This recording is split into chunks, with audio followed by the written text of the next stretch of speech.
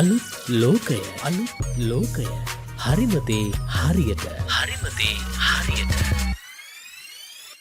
නිතරම සෑදෙන කැස්ස නිසා අපහසුතාවයට පත්වෙනවද? පහසුවෙන් කළ හැකි ප්‍රතිකර්ම කිහිපයක් මෙන්න. කැස්ස කියන රෝගය ගැන කවුරුවත් වැඩි නොසිතුවාට කැස්ස හැදුනම තමයි ඒ රෝගයේ තියෙන අපහසුතාවය තේරෙන්නේ. කැස්ස කියන්නේ තැනක් නොතැනක් නැතිව ඔබව අපහසුතාවයට පත් කරන රෝගයක්. කැස්ස කෙනෙකුට අපිට ඕන විදිහට නවත්ත ගන්න බොහොමයක් අමාරුයි.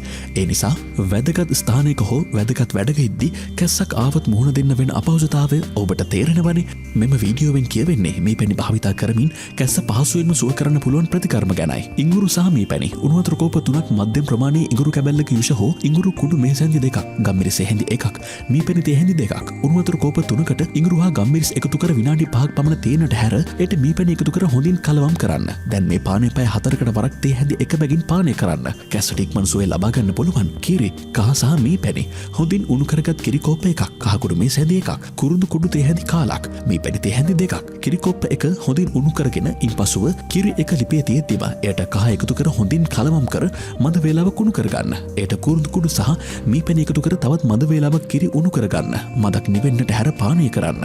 සුව වන තෙක් දවසට දෙවරක් පානය කරන්න. ලෙමන් සහ මීපැණි තේ හැඳි 1ක් ලෙමන් නිෂ තේ හැඳි 2ක් මේ අමුද්‍රව්‍ය දෙක හොඳින් මිශ්‍ර කර පානය කරන්න. සුව වන තෙක් දිනකට 3 වතාවක් පානය කරන්න.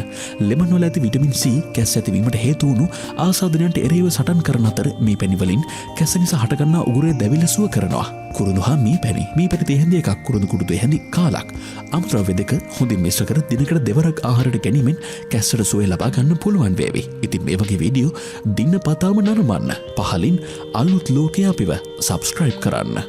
දවස සුබ වේවා. ඔබට ජය වේවා.